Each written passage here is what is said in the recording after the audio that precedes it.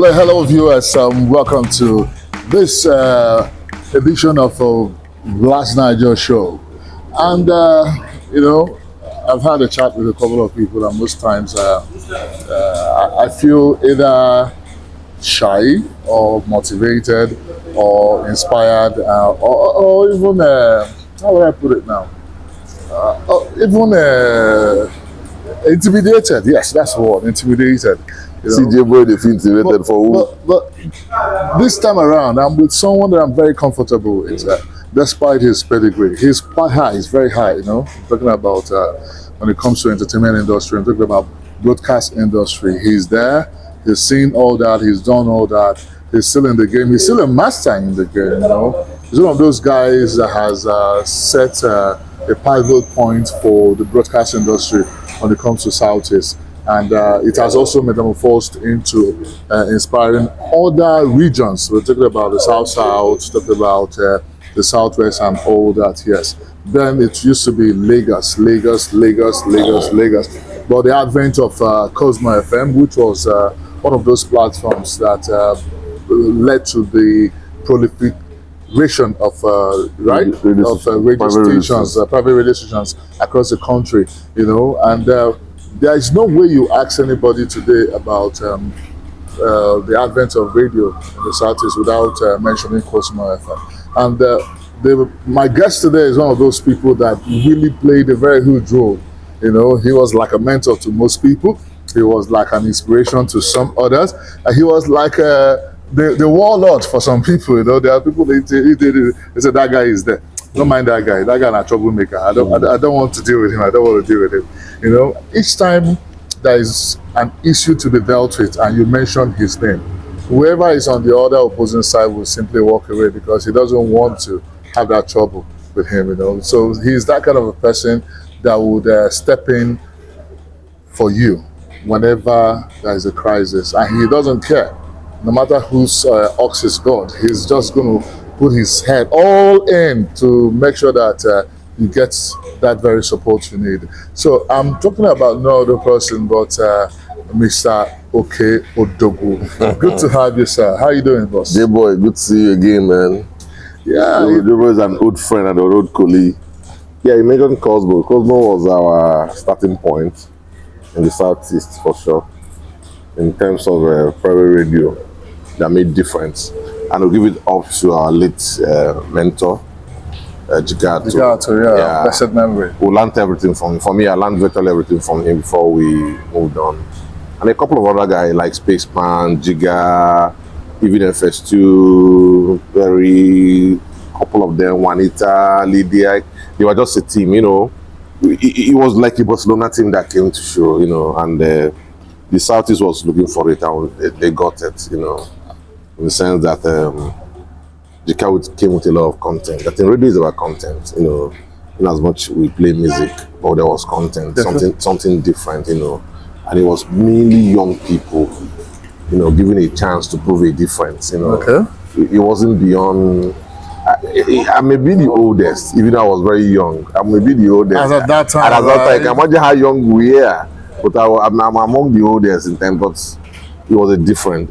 Cosmo brought something differently. Spent almost 6 years in this time. I think from 15th September 2003, and then on 6 years. 2008. Circumstances beyond us made it die in terms of politics.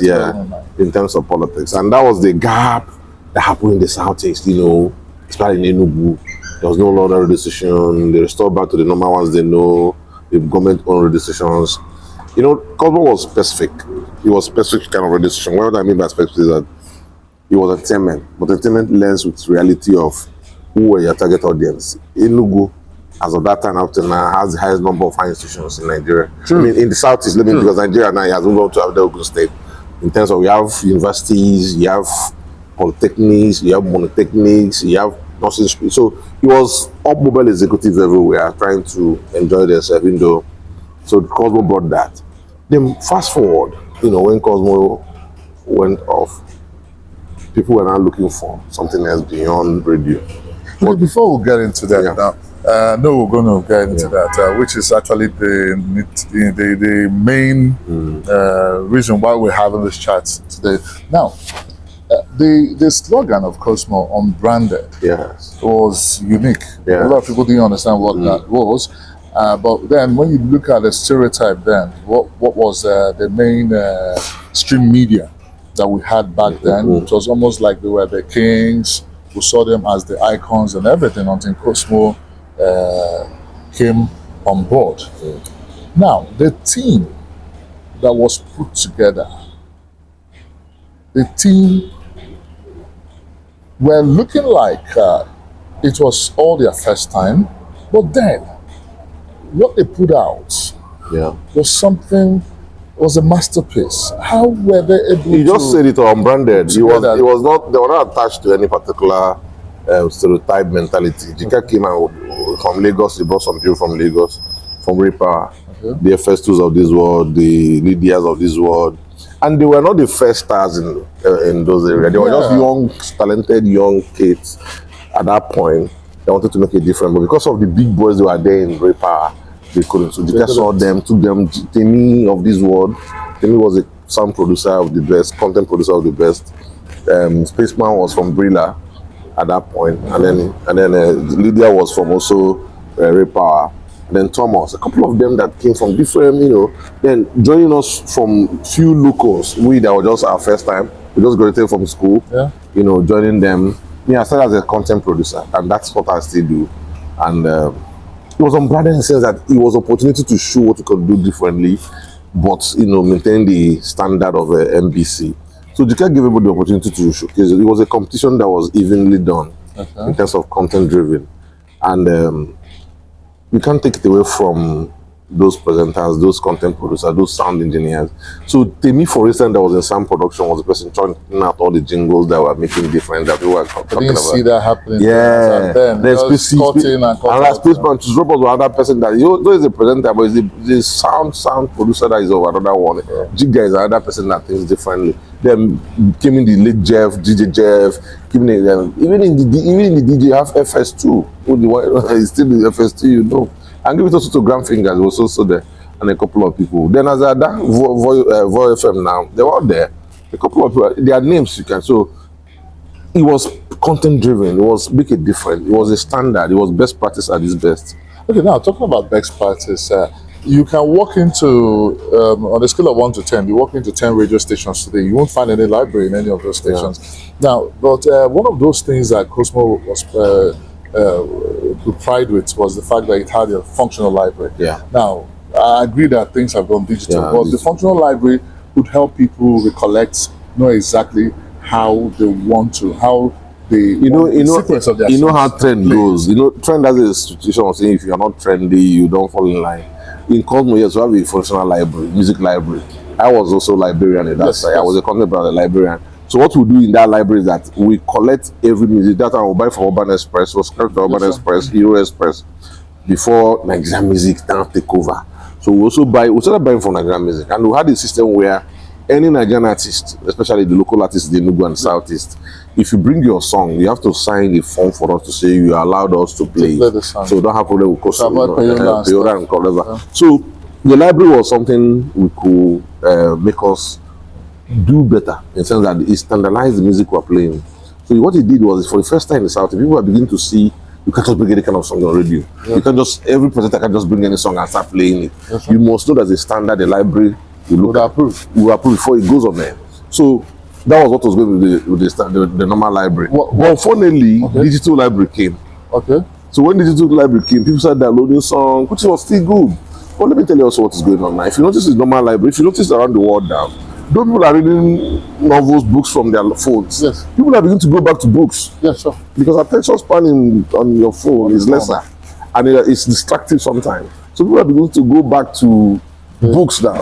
So I also believe also very soon too, people also go back to normal library. Because what is happening now that some presenters on air person may not even know music of 30 years back, 20 years back, 10 years back. Because that makes you think that only the video were the biggest, and they didn't have all the other guys behind the scene doing a lot of things that, So what it means is that it's coming back to reality that we need to do more research. Yeah, so because there are times you see presenters when they run their shows, you see the synergy between their presentation and the songs they are playing. Yeah, you get to understand that they carefully selected the song. it's research, it's content So research. they actually have more like what I call it a show prep for their shows. Yeah, Do they still have that today?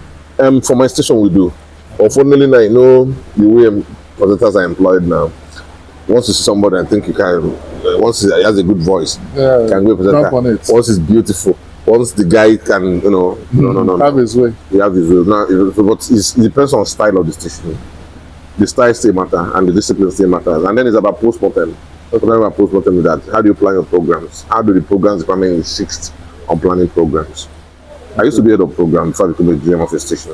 Okay. And I know, because of my background in library and by my background also in content, if you script it, is always better. Okay. No matter how you think, if you script it, is always better. So, synopsis is important. Scripting is important.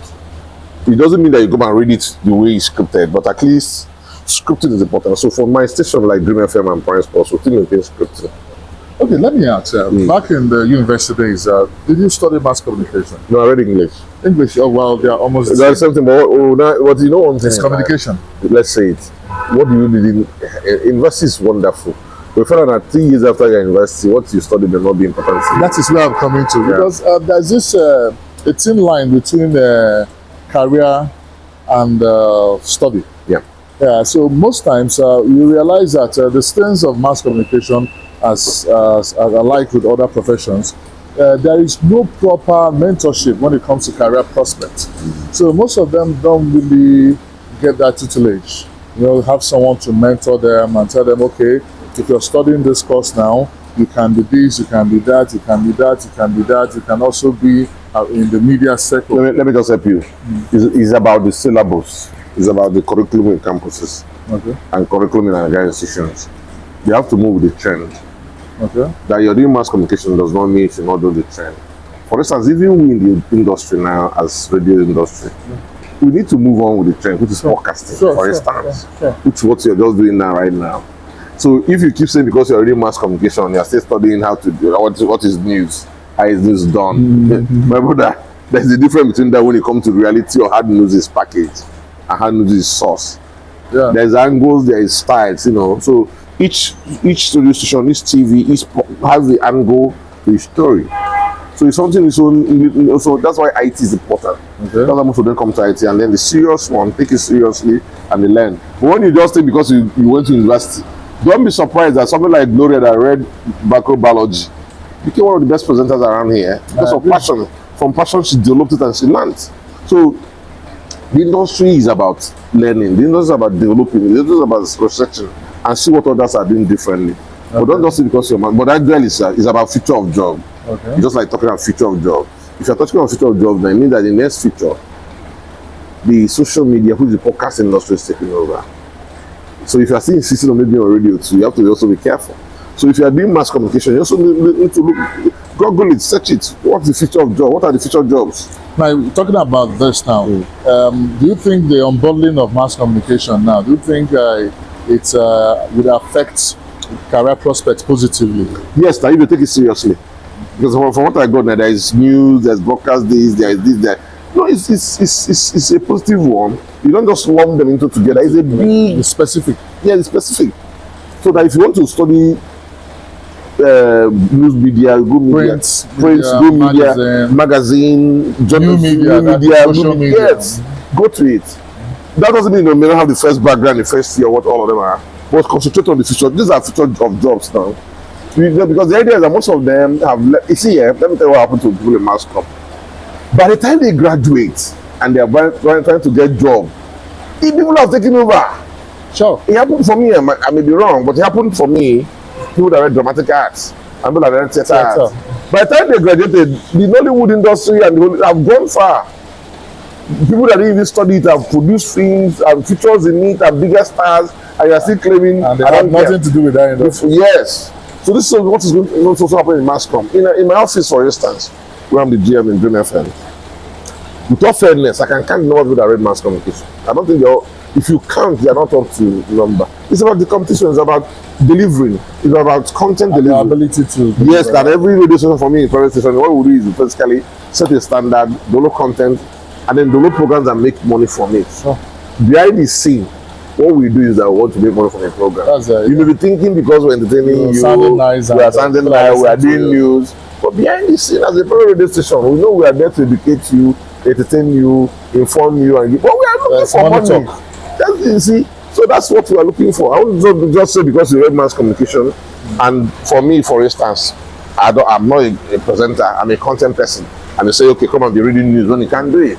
Or come and be doing programs when it's not interesting. People will call and say, this is what is going on. And you know the way the channels are now. It's just a button. Seek or search. And they flip channels. Shut up. So that's the rating. No time. Yes, now. Okay, now talking about money now. The survival of broadcast industry today is one that I know is really challenging. You know, from the cost of maintaining the staff strength down to diesel power. How has it been? No, it's terrible. Honestly, it's terrible. The industry is suffering seriously.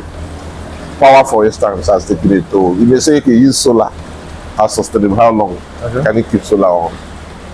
The diesel industry, for instance, we in Dream FM, we spend over every month, let me not lie, we spend over 6-7 million on diesel. Okay. So tell me, how much are you making? And you depend on agencies. I've seen some stations that their turnover at the end of the month is about 1.2, 1.3, 1.5 million. But we have to. And their salary strength is. Our salary is something I don't want to mention it here. Because we have 2 radio stations. Yeah, sure. And we have a large number because of the contents we do. So how do you manage? It's something we are taking seriously now on how to cut down. Okay. Because the reality is that the adverts are no longer coming. Yes, sir. In terms of even the agencies. Okay, let me take you an example. All the multinationals you know that are doing business, are they making money? It's not when you make money that you begin to advertise what you do. Sure. So that's also, the agents are not seeing adverts. So even you that is doing programs to get those adverts, how many are you getting? So that's, everybody's cutting down. It's not sustainable, right? No, everybody's cutting down. And also the reality also, let me say the truth. That's what we're also entering into, which some radio stations in Lagos are taking advantage. The new media. Okay. The new media is taking a chunk of our adverts of normal radio stations, regular radio stations. What do I mean? Podcasting, for instance. Everybody almost seems, okay, percentage of people seems to be on the net. Yeah, true. Is your phone, is your laptop, they are watching this podcast here. Those sorts. You can easily flip and on to the next one. Yeah, so you can imagine, for instance, if you have a skit by a popular skit person or a comedian, and then you put the product there. Do you know how many people that watch that on a skit? In a swift second. In a swift second.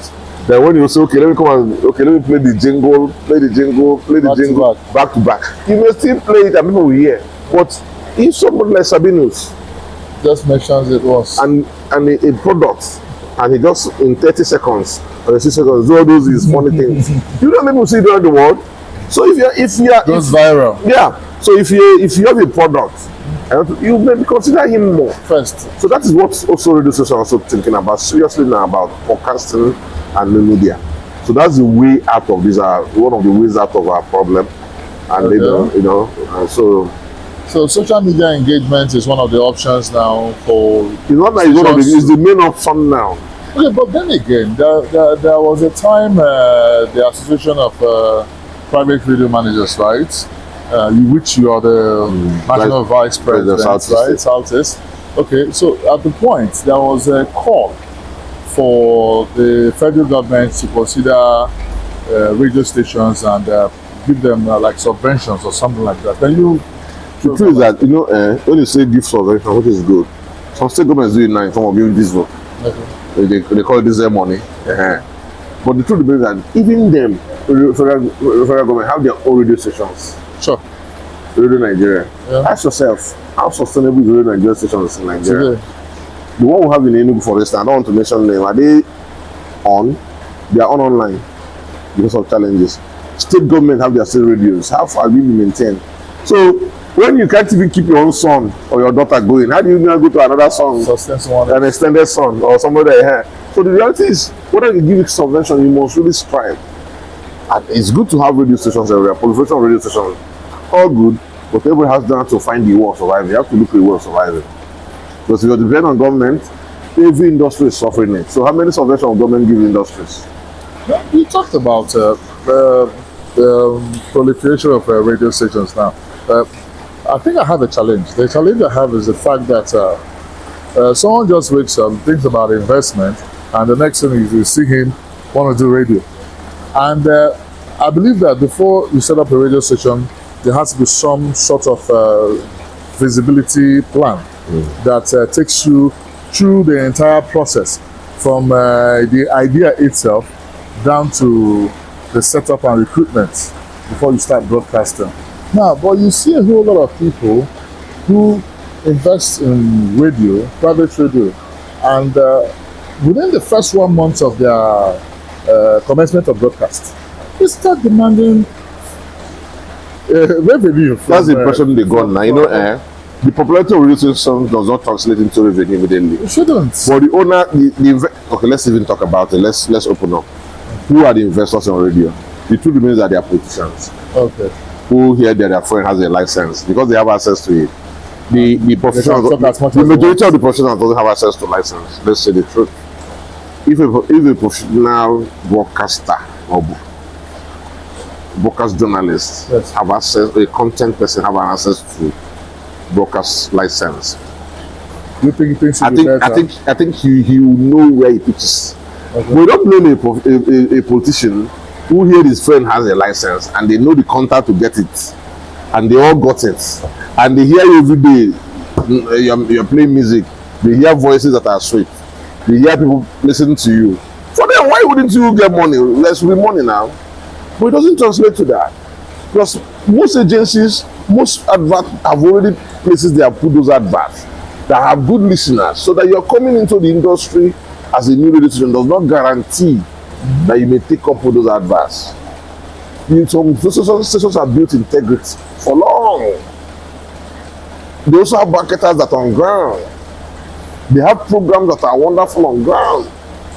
So it's about the licensing.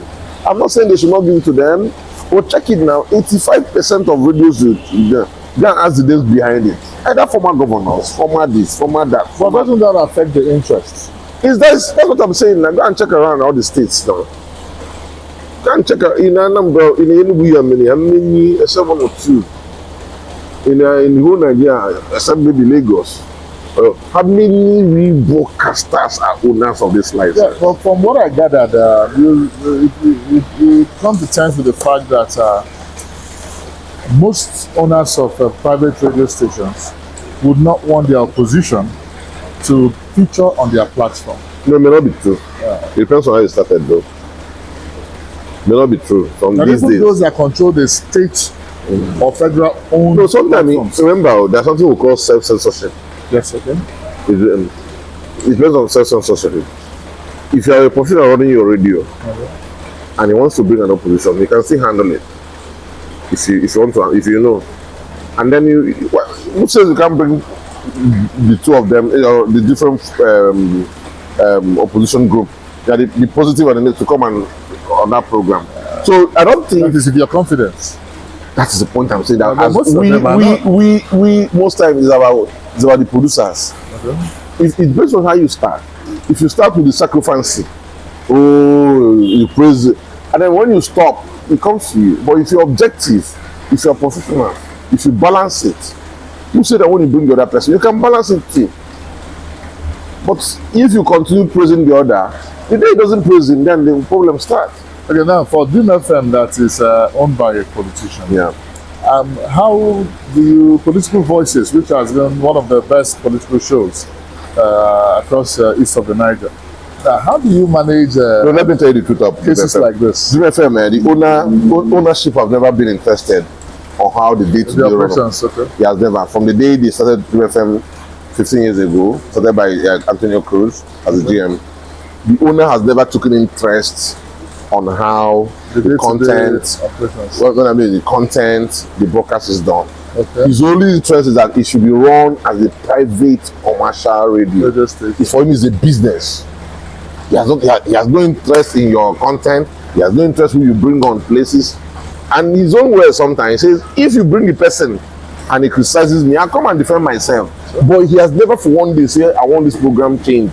He doesn't even know the program. He enjoys the program the way you are. Oh, he will tell you to yank this person off. Never, he has not. So that's, he has, in the terms of content, in terms of broadcast, he doesn't know about it. He has professionals that manages the business as a business. Okay. What do people make in a month? What do you spend in a month? Let's make profit. That's the revenue. But in terms of who cares about, no, but it doesn't apply. So you invite him as a guest when you have interest, you want to bring him. So he doesn't have any interest on how the setup is done in terms of content and programming. He doesn't know how it came about. So do we say so far so good? Both stations, no, they don't. That's where it should be. He doesn't know. So far so good for the station. The operations and everything has been smooth. In terms of program, yes, but in terms of cost of operation, oh God. So what is the way forward? The way forward, there are some new stations that are springing up who were inspired by stations like Dream FM, which was. So they're welcome to the game. They're welcome. It's an industry that is good in terms of trend. But also have to cut costs. You have to build a niche for yourself.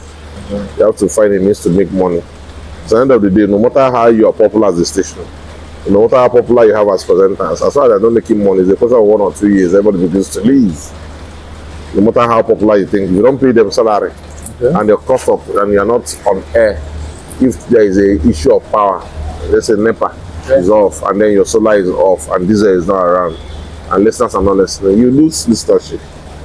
And especially once you don't pay your staff in terms of salary regularly, you lose the best of your staff, no matter how you do about it. And also, if you don't play advert of agencies, or if you don't have a lot of people that bring your advert, you lose credibility. So they are welcome to the game. That's everybody. The sky is so large. It's about you have to strive for it to survive. It's not easy. I've had this discussion with some media managers regarding radio stations or media broadcast platforms giving opportunities to their staff to sign on to international fellowship programs or trainings like that. And we also had a case where some will tell you, oh, by the time we train these people, they go and come back, then they will leave. But it's everywhere in and all the training. It's everywhere. So does that mean that when such opportunities come, you don't avail it to your staff? No. We don't. No. In our own case, I'm a benefit of that. I've attended so many trainings, which you and I know very well, and that's also build up. So it's an advantage to you that you allow your staff to go to trainings, get retrained, and face the competition. And also network. That they leave does not mean they may not bring something back to you. Our industry is our connection and reconnection. For instance, that your staff that live in Enugu and join another station in Lagos, they can bring you advert in Enugu. I agree. That's what happens in the industry. So that he is trained in Enugu does not mean he sees a better chance. He's more, he has grown here. He can leave. For us in Dream, no. For us in Princeton, don't hold back. So there's no we have a lot of people that have left Dream. You have Jude, you have Today. That doesn't mean we don't have any problem with them. They still make combination dance for us in Enugu. That's the joy. So, but if you think you can hold down and know now, we don't have a problem with that one. It's always painful to let them go, but sometimes they have gone bigger than the system there. So even they have gone bigger than the system. So they need to move on.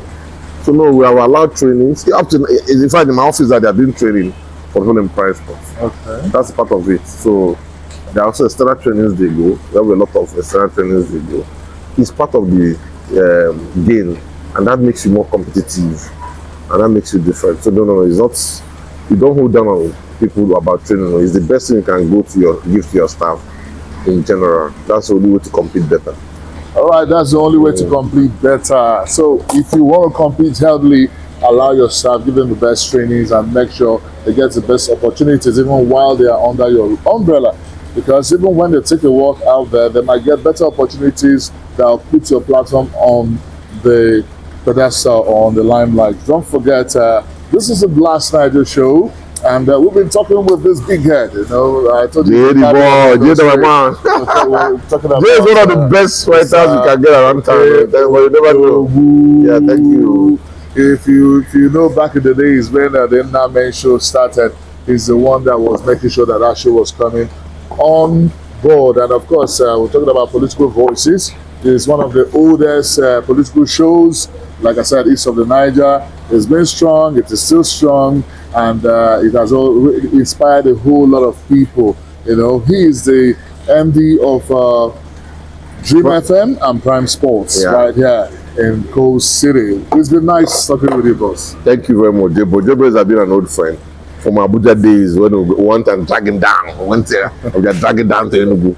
And that was some good moments. Drag him down to Enugu and he joined Cosmo. And I stayed back. Yeah, that was nice. I tried to leave again. I had to bring back. Yeah. You know, Enugu is fun. And I'll tell you, we'll be doing this again. We'll try to have him on other related issues that is not going to be broadcasting. So we'll thank you so much for the time. Thank you. And also avail us your time next time we'll call on you. Thank you. Jay the boy. Thank you so much. Thank you.